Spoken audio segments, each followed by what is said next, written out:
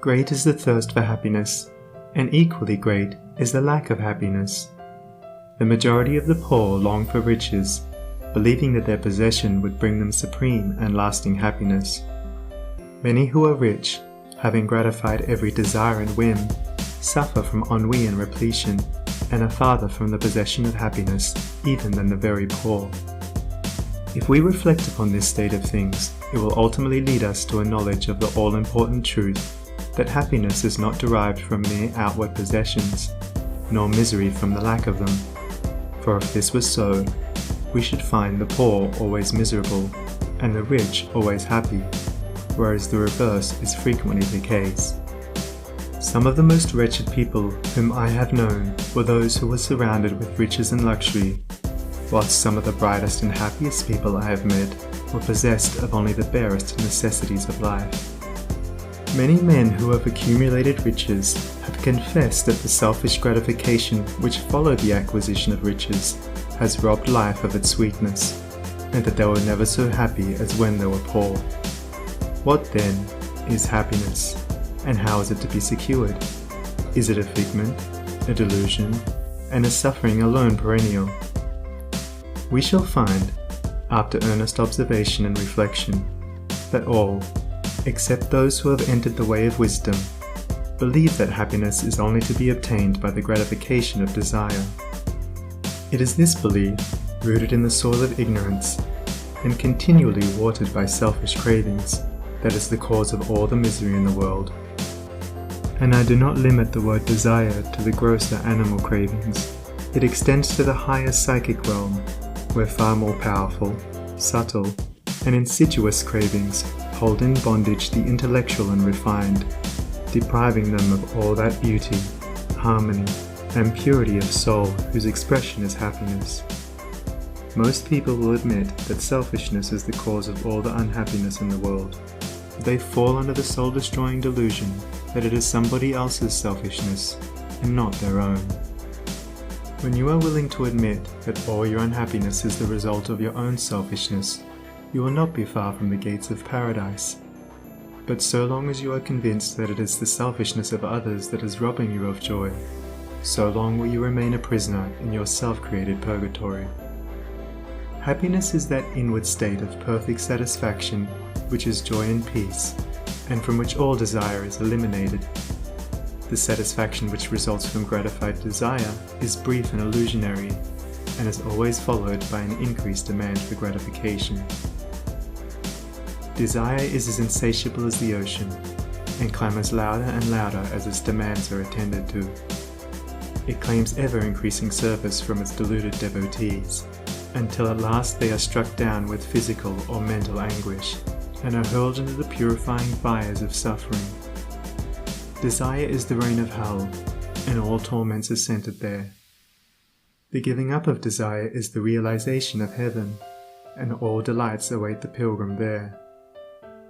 I sent my soul through the invisible, some letter of that afterlife to spell, and by my soul returned to me, and whispered, I myself am heaven and hell. Heaven and hell are inward states. Sink into self and all its gratifications, and you sink into hell.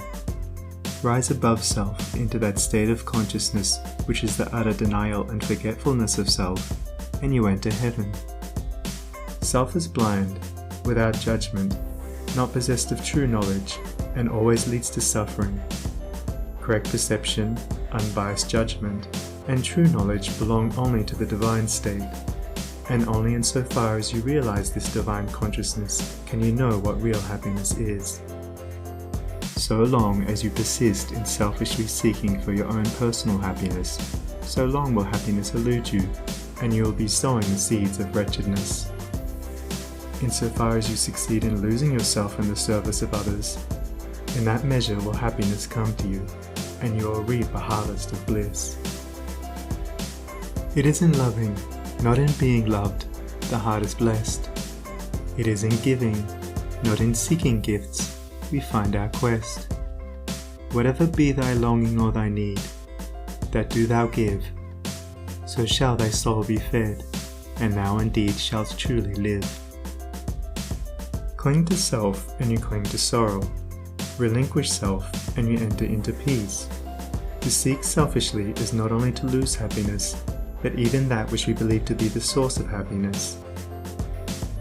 See how the glutton is continually looking about for a new delicacy wherewith to stimulate his deadened appetite, and how bloated, burdened, and diseased, scarcely any food at last is eaten with pleasure. Whereas, he who has mastered his appetite, and not only does not seek, but never thinks of gustatory pleasure, finds delight in the most frugal meal. The angel form of happiness, which men, looking through the eyes of self, imagine they see in gratified desire, when clasped is always found to be the skeleton of misery. Truly, he that seeketh his life shall lose it, and he that loseth his life shall find it. Abiding happiness will come to you when, ceasing to selfishly cling, you are willing to give up.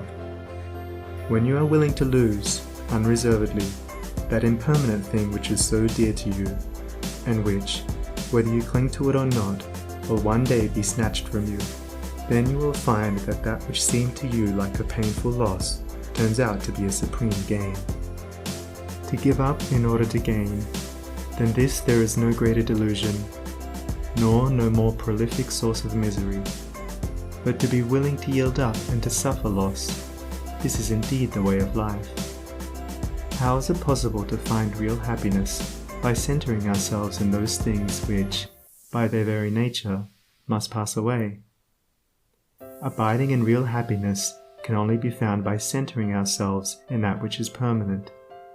Rise, therefore, above the clinging to and craving for impermanent things, and you will then enter into a consciousness of the eternal, and as, rising above self, and by growing more and more into the spirit of purity, self-sacrifice, and universal love, you become centered in that consciousness, you will realize that happiness which has no reaction, and which can never be taken from you. The heart that has reached utter self-forgetfulness in its love for others has not only become possessed of the highest happiness, but has entered into immortality, for it has realized the divine. Look back upon your life, and you will find that the moments of supremest happiness were those in which you uttered some word or performed some act of compassion or self-denying love. Spiritually, happiness and harmony are synonymous. Harmony is one phase of the great law, whose spiritual expression is love. All selfishness is discord, and to be selfish is to be out of harmony with the divine order. As we realize that all-embracing love, which is the negation of self, we put ourselves in harmony with the divine music, the universal song, and that ineffable melody which is true happiness becomes our own. Men and women are rushing hither and thither in the blind search for happiness, and cannot find it, nor ever will until they recognize that happiness is already within them and round about them, filling the universe, and that they, in their selfish searching, are shutting themselves out from it.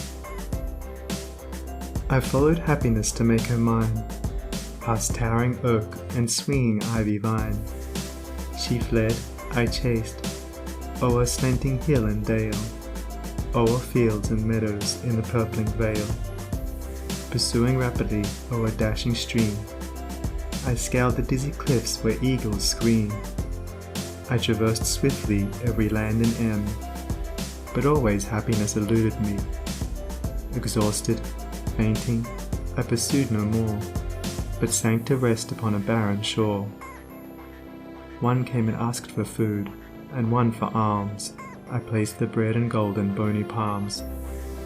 One came for sympathy, and one for rest. I shared with every needy one my best. When lo, sweet happiness, with form divine, stood by me, whispering softly, I am thine. These beautiful lines of Burleigh's express the secret of all abounding happiness. Sacrifice the personal and transient, and you rise at once into the impersonal and permanent. Give up that narrow, cramped self that seeks to render all things subservient to its own petty interests, and you will enter into the company of the angels, into the very heart and essence of universal love. Forget yourself entirely in the sorrows of others and in administering to others, and divine happiness will emancipate you from all sorrow and suffering. Taking the first step with a good thought, the second with a good word, and the third with a good deed, I entered paradise. And you also may enter into paradise by pursuing the same course. It is not beyond, it is here. It is realized only by the unselfish. It is known in its fullness only to the pure in heart. If you have not realized this unbounded happiness, you may begin to actualize it by ever holding before you the lofty ideal of unselfish love and aspiring towards it. Aspirational prayer is desire turned upward. It is the soul turning toward its divine source, where alone permanent satisfaction can be found. By aspiration, the destructive forces of desire are transmuted into divine and all-preserving energy. To aspire is to make an effort to shake off the trammels of desire. It is the prodigal made wise by loneliness and suffering, returning to his father's mansion. As you rise above the sordid self, as you break, one after another, the chains that bind you, you'll realize the joy of giving, as distinguished from the misery of grasping. Giving of your substance, giving of your intellect, giving of the love and light that is growing within you. You will then understand that it is indeed more blessed to give than to receive, but the giving must be of the heart without any taint of self, without desire for reward. The gift of pure love is always attended with bliss. If, after you have given, you are wounded because you are not thanked or flattered, or your name put in the paper, know then that your gift was prompted by vanity and not by love, and you were merely giving in order to get, were not really giving, but grasping. Lose yourself in the welfare of others. Forget yourself in all that you do. This is the secret of abounding happiness. Ever be on the watch to guard against selfishness, and learn faithfully the divine lessons of inward sacrifice. So shall you climb the highest heights of happiness, and shall remain in the never-clouded sunshine of eternal joy, clothed in the shining garment of immortality. Are you searching for the happiness that does not fade away? Are you looking for the joy that lives and leaves no grievous day? Are you panting for the waterbrooks of love and life and peace?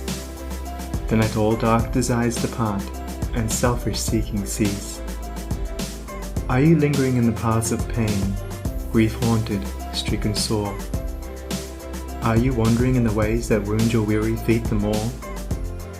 Are you sighing for the resting place where tears and sorrows cease? Then sacrifice your selfish heart and find the heart of peace. End of Chapter 6. Recording by Sunny Abdullah.